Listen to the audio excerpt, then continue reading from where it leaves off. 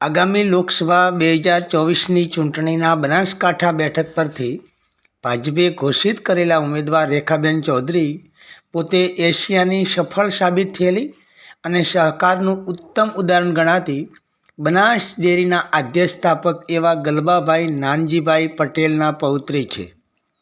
માનનીય પ્રધાનમંત્રી શ્રી મોદીજીએ રેખાબેન ચૌધરીના દાદા અને બનાસ રત્ન એવા ગલબાભાઈ વિશે કેવું શાબ્દિક બહુમાન કર્યું હતું, સાંભળો. સૌથી પહેલા તો જ્યારે બનાસ ડેરી સાથે જોડાઈને બનાસની ધરતી પર આવું ત્યારે આદરપૂર્વક મારું પહેલું માથું નમે છે મુરબ્બી શ્રી ગલબા કાકા માટે.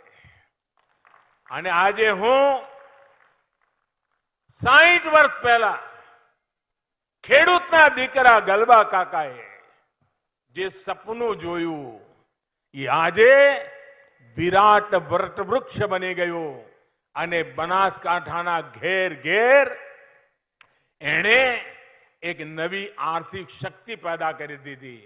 અને માટે સૌથી પહેલા ગલબા કાકાને આદરપૂર્વક નમન.